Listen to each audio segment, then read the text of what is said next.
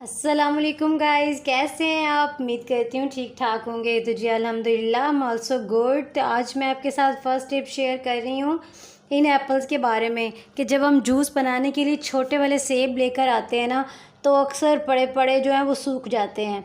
तो अगर इस तरह पड़े पड़े सूखने लग जाएं तो इसका जूस बिल्कुल नहीं निकलता। तो आपने क्या करना है, आप देख रहे होंगे कि मैंने इन्हें पानी में भिगो के रखा हुआ है।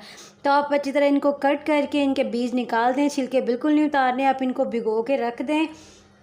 तकरीबन 1 घंटे बाद आप इसको जूसर को लगाएं और इसका जूस बनाएं।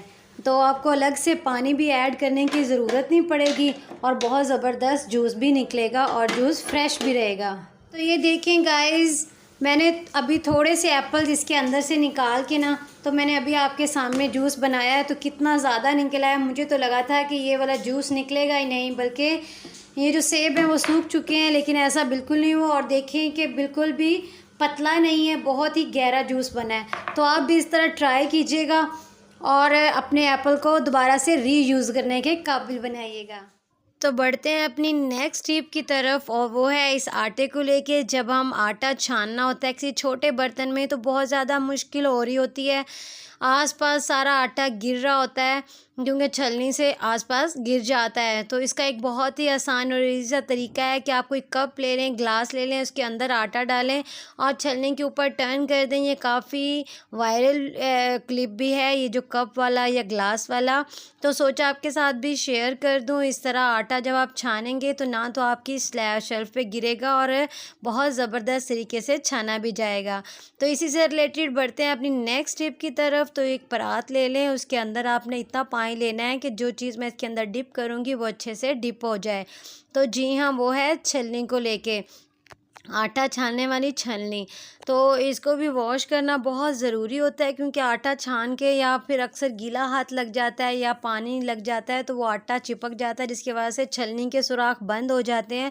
मैंने अक्सर फैमिली में देखा है कि काफ़ी लोगों की जो छलनी है ना, वो इस हद तक बंद हुई होती है कि उसे आटा छाना भी नहीं जा रहा होता, लेकिन वो छलनी को साफ़ नहीं करते। तो ये एक मोटिवेशन वीडियो है, इसमें आप छलनी को अच्छे से साफ़ कर सकते हैं। थोड़ी देर के लिए आप पानी में डिप करके रख लें, उसके बाद आप टूथ ब्रश ले लें, एक न्यू वाला, क्योंकि पुराने दांतों वाले ब्रश आपने इसमें हरगिज़ यूज़ नहीं करने, क्योंकि ये आटा छानने वाली छलनी है। तो आपने टूथ ब्रश की मदद से इसको चारों तरफ से अच्छी तरह से रगड़ लेना है और उसके बाद इसको सादा पानी से आपने वॉश कर लेना है। तो देखें, जितना आटा चिपका हुआ था ना भिगोने की वजह से, सारा उतर चुका है और आपकी छलनी एकदम साफ़ हो चुकी है। तो है ना मज़े की टिप। अगर आपने यहाँ तक मेरी वीडियो देखी हो तो मुझे सब्सक्राइब लाजमी कीजिएगा।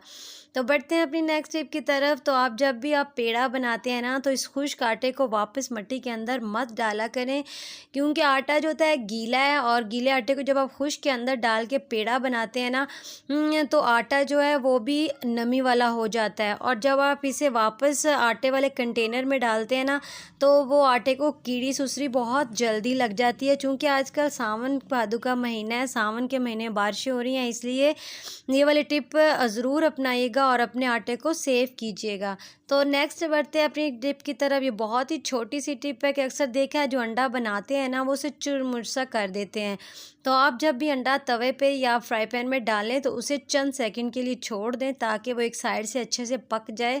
तो फिर आप टर्न करें, और अक्सर टर्न किए बगैर भी बना लेते हैं, तो इस तरह अंडा आपका टूटता नहीं है। तो चलिए जी, अपनी नेक्स्ट टिप देख लेते हैं। इस तरह के जब हम कोई डिब्बे लेकर आते हैं, चाहे वो मसाले के हों, चाहे वो खीर फिरनी वगैरह के हों, तो उनको हम किसी डब्बे में नहीं निकाल सकते। तो अगर छोटी फैमिली है तो हम हाफ़ यूज़ करते हैं। जिस तरह हमारी फैमिली है तो इसलिए पूरा यूज़ नहीं हो सका, हाफ़ यूज़ हुआ था, तो मैं इसको बाइंड करके रखने लगी थी, तो सोचा आपसे भी ये शेयर कर दूँ। बहुत सी मेरी प्यारी सिस्टर्स को तो पता है, लेकिन जिनको नहीं पता उनके लिए मैं कर रही हूँ। 3 साइड से आपने इसको कट कर लेना है और इस तरह जिस तरह मैं मोड़ रही हूँ, दोनों साइडों से आपने इसको मोड़ लेना है। मोड़ने के बाद इसको आपने दबा के ऊपर वाला जो हिस्सा है जो आपने कट नहीं किया, आप इसको अंदर टक कर देना है।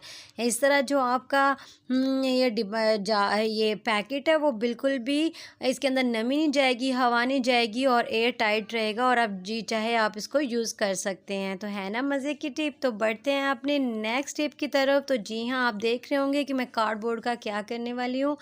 तो मेरी बेटी का स्कूल में एक प्रोजेक्ट था समर वेकेशन के साथ, तो वो मैं बना रही थी और मेरी बेटी बहुत ज़्यादा एक्साइटेड थी। तो मैं होम बना रही थी उसके लिए, तो मैंने सोचा आपके साथ भी शेयर कर दूं। अगर किसी और के बच्चे हैं तो वो भी इस तरह का अगर मॉडल बनाना चाहें तो उनके लिए बहुत इजी हो जाएगा। तो इस तरह मैंने पहले पेंसिल की मदद से निशान लगा लिया, फिर उनको मैंने कट कर लिया था और नीचे से उसका कट किया है ताकि उसका डोर बन जाए। तो यहाँ पे मैं विंडो के जो कट करना भूल गई थी, तो आप अगर विंडो चाहें तो उसका भी कट कर सकते हैं। उसके बाद मैंने इनको दोनों को कवर किया और फिर इनकी दोनों साइडों की वॉल्स को भी इस तरह कवर कर लिया था। अब मैं उसकी बेस बनाने की तैयारी कर रही हूँ। उसकी बेस बनाने के लिए मैंने एक और घी वाले डिब्बे का कार्डबोर्ड लिया, उसको मैंने इस तरह करके जिस तरह मैं आपको दिखा रही हूँ इस तरह आप बना सकते हैं। फिर उसको मैंने चिपका लिया था ग्लू की मदद से, दोनों उसकी वॉल भी और फ्रंट और बैक को भी अच्छे से चिपका लिया था। अब इसकी बारी है नेक्स्ट इसकी छत डालने की। तो जी हाँ, जिस तरह के हमारे पहाड़ी इलाकों में छतें डाली जाती हैं ताकि इसके ऊपर बर्फ़ ना जमे, तो मॉडल में भी मुझे इसी तरह ही चिपकाना है। अब इसकी बारी थी कि मैं इसको थोड़ा सा डेकोरेशन कर दूं और मेरी बेटी बहुत एक्साइटेड हो रही थी कि मम्मा जल्दी से मुझे दे, मैं सबको दिखाऊं। तो वो मेरे पास बैठी थी और गौर से देख कर खुश हो जा रही थी। तो मेरे पास जो फूल थे आर्टिफिशियल, मैंने उन्हीं को ही कट करके इसके होम के आगे लगा दिया था। देखें कितना ज़बरदस्त मॉडल तैयार हो गया है। तो अब मैं इसके फ्रंट पे भी उसी फूलों में से प्लास्टिक के आर्टिफिशियल फूल निकाल के कट करके इसके होम में लगा दिए थे, क्योंकि मेरे पास यही मटेरियल था। और फिर उसके ऊपर मैंने स्टार बना के होम लिख दिया। तो है ना ज़बरदस्त। तो देखें कितना प्यारा मॉडल तैयार हो चुका है। टाइम कम होने की वजह से मुझे जल्दी जल्दी ये सारा बताना पड़ा है। अब इसका मैंने मेन बना दिया है ताकि इस पर चल सकें। तो अगर आपको ये मेरा क्यूट सा मॉडल पसंद आया हो तो मुझे लाजमी बताइएगा, क्योंकि मेरी बेटी बहुत ज़्यादा एक्साइटेड है इसको व्यू जानने के लिए कि मामा सबको पसंद आया है कि नहीं। तो अगर पसंद आया हो तो मुझे सब्सक्राइब कीजिएगा और मुझे लाजमी शेयर कीजिएगा। बढ़ते हैं अपनी नेक्स्ट टिप की तरफ। वॉश कर लें। तो अगर आप चाहते हैं ना कि पाइप की जो है उम्र वो ज़्यादा बढ़ जाए, तो फर्स्ट धोने के बाद आप इसको ना अच्छी तरह से पानी निकाल के तो इसको किसी साएदार जगह पे रखा करें। इस तरह ये टूटता नहीं है और साला साल चलता है।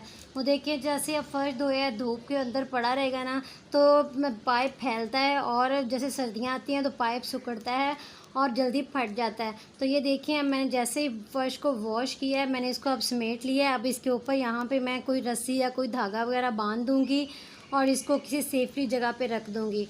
तो ये छोटी छोटी जो टिप्स होती हैं ना, ये हमारी ज़िंदगी में बहुत काम आती हैं। तो आप इनको फॉलो करें और अपने हज़ारों की बचत करें। तो चलिए नेक्स्ट टिप देख लेते हैं और वो है इस पतीली की कालक दूर करने की। तो जब आपका चूल्हा धुआं देता है या फिर लकड़ियों पे ज़रूरत पड़ती है ना पकाने की, तो ऐसी पतीली बहुत ज़्यादा काली हो जाती है। इसको साफ़ करना कुछ भी मुश्किल नहीं है। हमारी दादी नानी का फार्मूला है कि साबुन या फिर सरफ़ या फिर इसके साथ आपने क्या लगाना होता है, ओनली थोड़ी सी रेत। आपने उसको रेत ले लेनी है और स्क्रब की मदद से आप इसको थोड़ा सा रगड़ लें। यकीन करें कुछ भी नहीं लगाना पड़ता, नो वाइट विनेगर, नो कुछ नमक, कुछ भी नहीं। सिर्फ़ और सिर्फ आप साबुन लें या लिक्विड है या सरफ़ है वो ले लें और साथ इसमें थोड़ी सी रेत शामिल करें और आप इससे इतना बर्तन साफ़ होता है ना घिसने रगड़ने की ज़्यादा ज़रूरत पड़ती है और ना ही आपको कोई प्रॉब्लम होती है। तो देखें कि ये साबुन और रेत की मदद से किस तरह से मैंने इसको चकाचक चमका दिया है। तो इस तरह आप भी इजी वे इस्तेमाल करें और अपने बर्तनों को चमकदार बनाएं। तो है ना मज़े मज़े की टिप्स है। तो गाइज़ अगर आपको मेरी वीडियो पसंद आई हो तो आप इसको फॉलो कीजिएगा, सब्सक्राइब कीजिएगा और ऐसी टिप्स आप भी आजमाइएगा। अगर अच्छी लगी हो तो मुझे प्यारा सा लाइक कर दीजिए और कमेंट्स में बताइएगा कि आप कहाँ कहाँ से मेरी वीडियो को देख रहे हैं, ताकि मैं आपका थैंक्स कह सकूँ। इजाज़त दें, अल्लाह हाफिज़।